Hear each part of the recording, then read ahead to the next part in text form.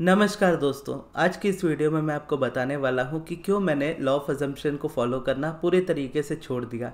और अगर आप लॉ ऑफ अजम्पशन को फॉलो करते हो तो घबराने वाली बात नहीं है। मैं इस वीडियो में लॉ ऑफ अजम्पशन की कोई बुराई नहीं करने वाला, बल्कि मेरा एक पर्सपेक्टिव आपको देना चाहता हूँ, जिसमें से जो चीज़ें आपको प्रैक्टिकल लगे, आपके हिसाब की लगे, आप उसे रख सकते हो और आप इजीली लॉ ऑफ अजम्पशन को फॉलो भी कर सकते हो।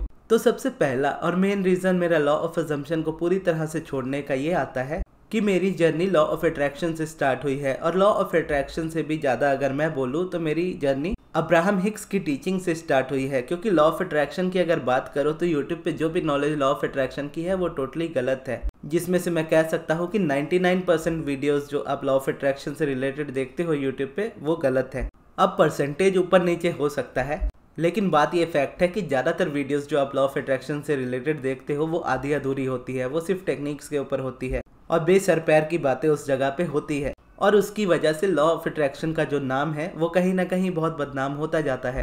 और वहीं पे एक दूसरी कम्युनिटी आती है जो लॉ ऑफ अजम्पशन की कम्युनिटी है, वो इसको टारगेट करते हैं लॉ ऑफ अट्रैक्शन को बिना जाने। जबकि मैं पर्सनली इस बात को मानता हूं कि लॉ ऑफ अट्रैक्शन से रिलेटेड मैक्सिमम वीडियोस जो यूट्यूब पे होती है वो सही नहीं है। इसका मतलब ये बिल्कुल नहीं है कि लॉ ऑफ अट्रैक्शन गलत है। और दुनिया में हर एक्सपीरियंसेस से बड़ा अपना खुद का एक एक्सपीरियंस होता है।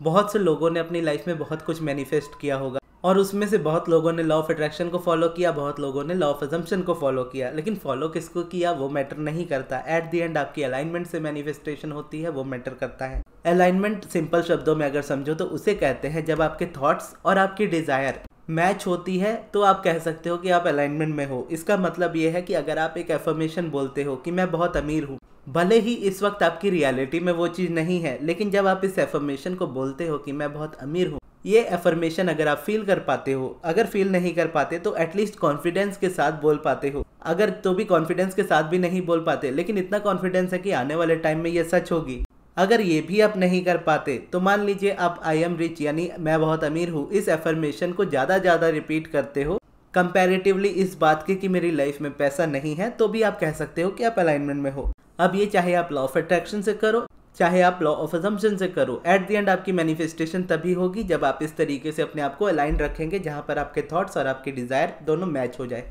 क्योंकि आप लॉ को क्या नाम देते हो वो आपके ऊपर है, लेकिन इतना है कि लॉ हमेशा काम कर रहा है और आपके अलाइनमेंट में होने से वो आपके फेवर में काम करता है। और अलाइनमेंट को भी अगर दूसरे शब्दों में देखा जाए तो इसे कह सकते हैं कि हमारी माइंड का रिप्रोग्राम होना। और यहाँ पर लॉ ऑफ अजम्पशन को छोड़ने का मेरा रीज़न ये हो जाता है क्योंकि मेरे पास मेरा पर्सनल एक्सपीरियंस है, जो कि पर्सनल एक्सपीरियंस सबसे बड़ा होता है। दुनिया चाहे इस बात को बोले कि लॉ ऑफ अट्रैक्शन फेक है या लॉ ऑफ अट्रैक्शन सही नहीं है, लॉ ऑफ अट्रैक्शन रियल नहीं है, लॉ ऑफ अजम्पशन ज़्यादा रियल है, तो मैं इस बात को मानने से इनकार कर सकता हूँ। क्योंकि मैंने जब अब्राहम हिक्स को फॉलो करना स्टार्ट किया तभी मेरी लाइफ में चेंजेस आना स्टार्ट हुए। मेरी लाइफ में मैक्सिमम चेंजेस मेरे मेडिटेशन से आए और मेडिटेशन ने मुझे गाइड किया बाकी अदर प्रोसेसेस में, जैसे पॉजिटिव एस्पेक्ट्स है या ग्रेटिट्यूड वर्क है या जो कभी कभी जो मैं चेंज करता हूँ। और इन्हीं चीज़ों को करने से मेरे यूट्यूब पे भी मेरी सक्सेस मुझे मिली, मेरी लाइफ में भी पूरी सक्सेस मिली, ओवरऑल हेल्थ में मुझे इम्पैक्ट मिला। आप समझ लो हेल्थ, वेल्थ, रिलेशन, सक्सेस, चारों चीज़ें मुझे मेरी लाइफ में इसीलिए मिली क्योंकि मैंने अब्राहम की टीचिंग को एज इट इज़ फॉलो किया जैसा अब्राहम ने सिखाया। तो मैं चाहूँ भी तो उसको झुटला नहीं सकता। और किसी के कहने पर कि बस कोई ये बात मानता है कि लॉ ऑफ अजम्पशन रियल है और लॉ ऑफ अट्रैक्शन नहीं, तो मैं उसकी बात मान लूँ। मेरे पास मेरा खुद का एक्सपीरियंस रहा है, खुद मैंने उसी तरीके से मैनिफेस्ट किया है और जब मैंने उसको मैनिफेस्ट करना छोड़ा है उस तरीके से तो मेरी मैनिफेस्टेशन रुकी भी है। जब मैं लॉ ऑफ अजम्पशन फॉलो कर रहा था मेरी मैनिफेस्टेशन टोटली रुकी थी, उल्टा मैं और ज़्यादा फ्रस्ट्रेट रहने लगा था। और वापस से जब मैंने फॉलो करना स्टार्ट किया अब्राहम को, वापस से मैं रिलैक्स हुआ, वापस से अलाइनमेंट में आया, वापस से मैनिफेस्टेशन मेरी फास्ट होने लगी। तो यहाँ पर बस बात ये आती है कि दो नाव पे नहीं सवार होना है, आपको एक टाइम पे एक ही चीज़ पे आप चल सकते हो, उसी पे आपको चलना है। और वो मैंने चूज़ किया अपने लॉ ऑफ अट्रैक्शन को, या बोलो अब्राहम हिक्स को, या उससे भी ज़्यादा बोलूँ तो मेरे पर्सनल एक्सपीरियंस को। क्योंकि बहुत सारी टीचिंग्स ऐसी बीच में होती भी है जो यहाँ पर हमें दूसरे रीज़न की तरफ लेकर के जाती है मेरे लॉ ऑफ अजम्पशन को ना फॉलो करने के रीज़न पर। वो रीज़न ये है कि अब्राहम ने मुझे कभी भी पुश करना नहीं सिखाया किसी चीज़ के अगेंस्ट। इसका मतलब ये है कि अब्राहम ने हमेशा ऐसा कहा कि आप एक ऐसी दुनिया में रहते हो जहाँ पर आप चीज़ों को ढकेल करके अपने जीवन में से नहीं निकाल सकते। आपका जिस चीज़ पे फोकस होगा वो चीज़ आपकी लाइफ में मैनिफेस्ट होगी, भले वो चीज़ आपको चाहिए हो या आपको नहीं चाहिए हो। यानी एक इंसान जिसे आप अपनी लाइफ में चाहते हो, आप उसको बोलोगे कि तुम बहुत अच्छे हो, तुम मेरी लाइफ में रहो, तो इसका मतलब है कि आप उस इंसान को इनवाइट कर रहे हो कि आओ मेरी लाइफ में रहो, मैं तुम्हें अपनी लाइफ में एक्सेप्ट करता हूँ या एक्सेप्ट करती हूँ। वहीं दूसरी तरफ अगर आप किसी इंसान से नफरत करते हो और उसे कहते हो कि मुझे तुम बिल्कुल पसंद नहीं, तुम मेरे जीवन में रहने ही नहीं चाहिए, तुम मेरी लाइफ से पूरी तरीके से निकल जाओ, तो फिजिकल रियलिटी में हम ये एक्सपेक्ट करते हैं कि वो इंसान अपनी शक्ल दोबारा हमें नहीं दिखाएंगे। लेकिन एक्चुअल रियलिटी क्या है? अब्राहम कहती है इस जगह पे आप उस पर्सन को और उस तरह के और भी पर्सन्स को अपनी लाइफ में इन्विटेशंस देते हो कि तुम जो इंसान हो तुम मुझे नहीं पसंद हो, तुम और तुम्हारे तरह के और लोग मेरे जीवन में आओ और उस तरीके से आओ जिस तरीके से मैं पसंद नहीं करता हूँ या मैं पसंद नहीं करती हूँ। तो उस पर्सन का जो भी कैरेक्टरिस्टिक्स था या है वो, अगर आप वो पर्सन मान लीजिए आपसे दूर हो भी जाता है किसी रीज़न से, लेकिन जो दूसरा पर्सन आपकी लाइफ में आएगा वो उसका फोटोकॉपी होगा, उससे भी बेहतर होगा। बेहतर इन द सेंस उसके अपोजिट साइड वाला बेहतर, यानी अगर वो 1 गुना खराब था तो ये 10 गुना खराब होगा, उस तरीके का। तो अब्राहम इस जगह पे कहती है कि आप अगर किसी चीज़ को, किसी एक्सपीरियंस को, किसी इंसान को या किसी तरह के इंसान को अपनी लाइफ में नहीं चाहते हो तो उसके बारे में बात ही मत करो। उसके बजाय उनके बारे में पॉजिटिव एस्पेक्ट्स लिखो जो लोग आपको पसंद है, क्योंकि उनके कैरेक्टरिस्टिक्स टाइप के लोग आप अपनी लाइफ में चाहते हो। जब आप उनके लिए पॉजिटिव एस्पेक्ट्स लिखोगे तो उस तरह के पर्सन्स को अपनी लाइफ में अट्रैक्ट करोगे, क्योंकि आप उनको अप्रिशिएट कर रहे हो और आपको बार बार बोलना नहीं पड़ता कि मुझे ये चाहिए। आपका फोकस चीज़ों को मैनिफेस्ट करता है। जब आप अनवांटेड यानी जिन लोगों को आप नहीं चाहते हो, जिन चीज़ों को आप नहीं चाहते हो, उस पर से ध्यान हटा कर एक न्यू जगह पे फोकस करते हो तो आप न्यू मैनिफेस्ट करते हो। और अब्राहम ये भी इस जगह पे कहते हैं कि आप एक टाइम पे एक फोकस पे रहोगे ही रहोगे, आपके पास कोई चॉइस नहीं है। और अगर आप नेगेटिव मोमेंटम को हटाना चाहते हो अपनी लाइफ में से तो आपको पॉजिटिव मोमेंटम क्रिएट करना होगा, क्योंकि आप एक ऐसे वर्ल्ड में रहते हो जहाँ पर आप चीज़ों को ढकेल करके अपनी लाइफ में से नहीं निकाल सकते। यानी अगर कोई इंसान आपको पसंद नहीं आता, उस पर से फोकस हटाना है, तो आप ये नहीं बोल सकते कि मैं तुम्हारे बारे में नहीं सोचूंगा या सोचूंगा ही नहीं। क्योंकि जब आप इस तरीके से करने की कोशिश करोगे और आप बोलोगे मुझे इस इंसान के बारे में बात ही नहीं करनी या सोचना ही नहीं, उतना ही उसके थॉट्स आपको परेशान करते हैं। वहीं दूसरी तरफ अगर आप देखो, मुझे इस तरीके का इंसान अगर नहीं पसंद है तो मुझे कैसे लोग पसंद है? मेरे अराउंड वो लोग हो सकते हैं, फैमिली मेंबर्स हो सकते हैं, फ्रेंड्स हो सकते हैं, मेरे केस में मेरे सब्सक्राइबर्स भी हो जाते हैं। तो उस हिसाब से मैं उनके पॉजिटिव एस्पेक्ट्स को अगर लिखता हूँ तो मैं यूनिवर्स को एक क्लियर सिग्नल देता हूँ कि मुझे इसी टाइप के लोग मेरी लाइफ में चाहिए। तो इस तरीके से आप एक फोकस को शिफ्ट करते हो, जहां पर आप पुराने को ढकेल करके निकालने की कोशिश नहीं करते हो, उस पर से ध्यान हटाने के लिए एक नई जगह पर आप अपना ध्यान लगाना स्टार्ट करते हो और उस पर मोमेंटम क्रिएट करते हो।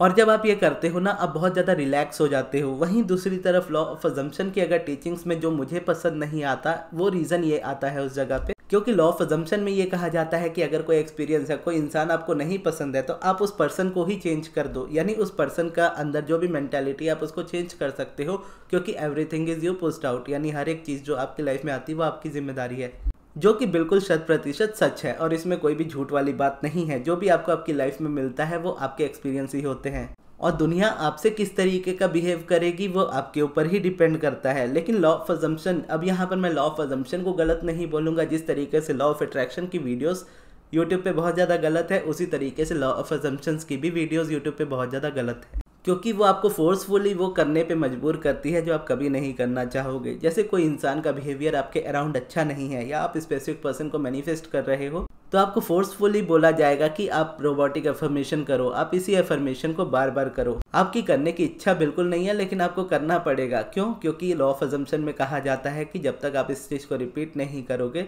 ये आपका अजम्पशन नहीं बनेगी। अब ये मैं उनकी बेसिस पे बोल रहा हूँ जिस तरीके की वीडियोस मैंने देखी है लॉ ऑफ अजम्पशन से रिलेटेड। और जब आप वो करने की कोशिश करते हो, जब मैं ये चीज़ें करने की कोशिश करता था तो मैं मेरी रियलिटी में जो चीज़ें हो रही है या मेरे जो एक्सपीरियंसेस रहे हैं उसको ये टोटली क्लैश करती है चीज़ें। और इस जगह पे क्लैश करने का मतलब ये हो जाता है कि जहाँ पर अब्राहम मुझे कहती है कि इस जगह पे अगर कोई दूसरा इंसान है तो वो इंसान अपने लाइफ में क्या सोचता है, क्या फील करता है, उस पर तुम्हारा कोई कंट्रोल नहीं है, तो वह इस इंसान को बदल नहीं सकते। अब जब अब्राहम इस तरीके से कहते हैं ना कि आप किसी इंसान को बदल नहीं सकते, तो कई लोगों को ऐसा लगता है कि हम उसको अट्रैक्ट नहीं कर सकते। तो अब्राहम इसका आंसर देती है कि किसी को नहीं बदल पाने का मतलब ये नहीं होता कि आप उसको अट्रैक्ट नहीं कर सकते या किसी इंसान को बदल नहीं सकते, लेकिन डायरेक्टली अगर आप करने की कोशिश करोगे तो आप हमेशा फेलियर की तरफ बढ़ोगे, क्योंकि ये आपके अंदर फ्रस्ट्रेशन को बढ़ाएगी। आपको वो करना पड़ेगा जो आप नहीं करना चाहते हो। आप अपने अंदर से हमेशा खुश रहना चाहते हो, ये आपकी हर किसी की चॉइस होती है कि मुझे अच्छा फील करना है।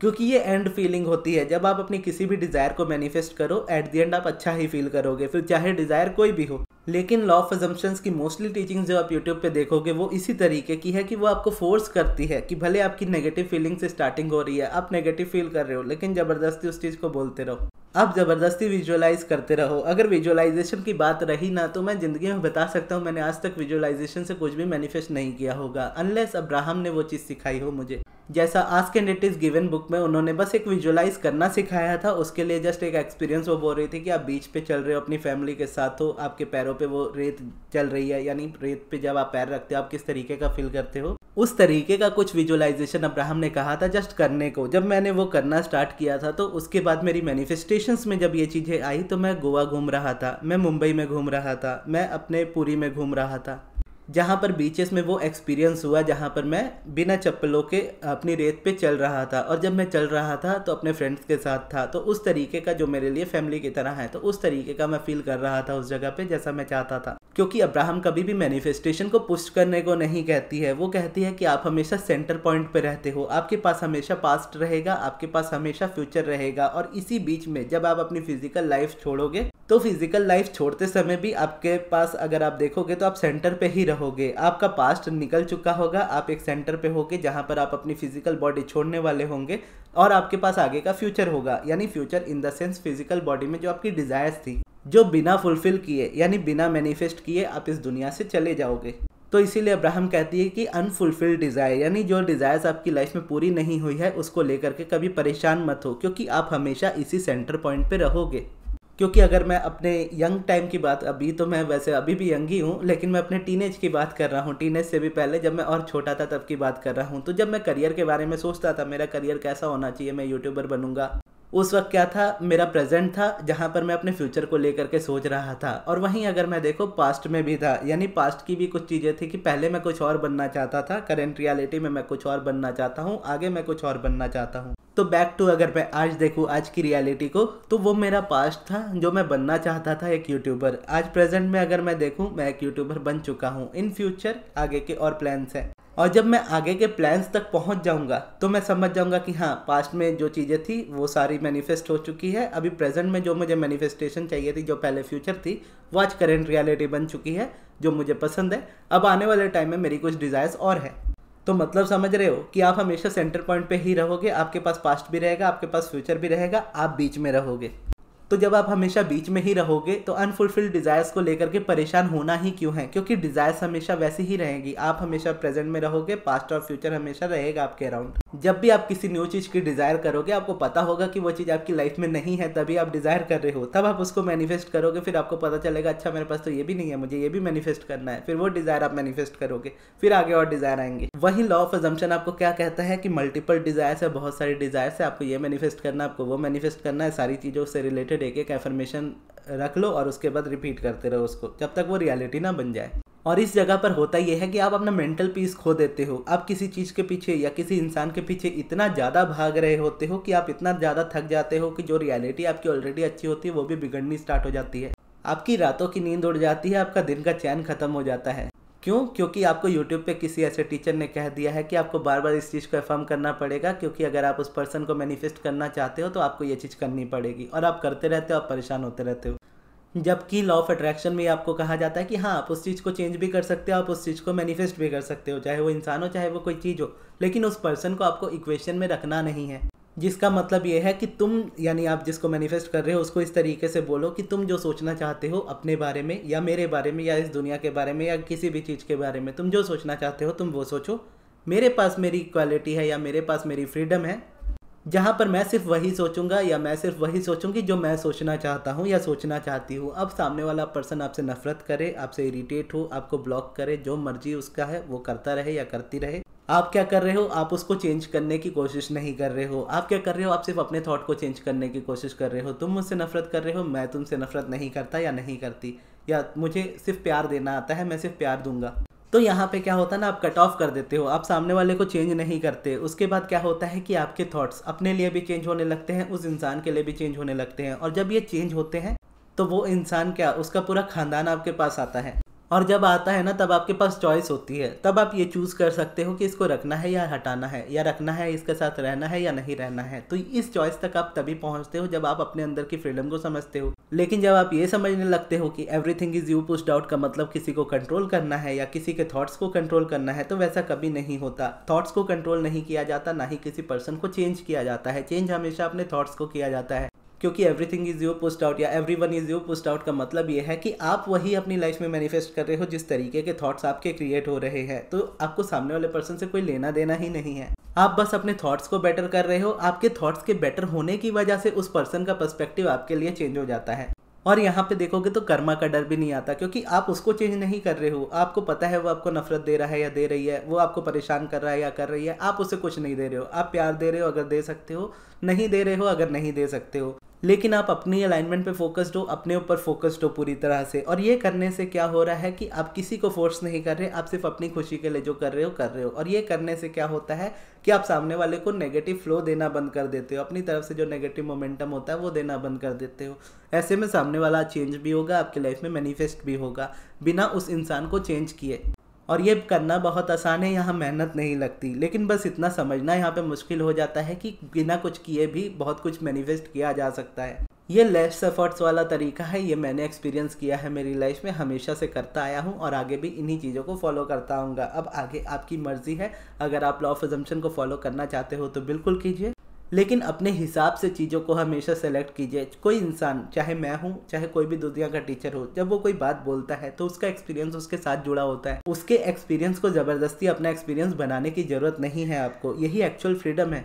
मेरे कुछ अपने पर्सनल बिलीव्स हैं जिन पे मैं स्ट्रांगली बिलीव करता हूँ, लेकिन उन बातों को मैं कभी किसी के ऊपर थोपता नहीं हूँ, क्योंकि मुझे पता है कि मेरा बिलीफ है ये मैं अपने तक रखना चाहता हूँ। किसी और का बिलीफ होगा वो अपने तक रखेंगे। और ये डाइवर्सिटी भी है इस दुनिया की कि डिफरेंट लोग डिफरेंट बिलीव्स के साथ ही एग्जिस्ट करते हैं इस दुनिया में, और यही इस दुनिया की एक्सपेंशन के लिए नीडेड भी है।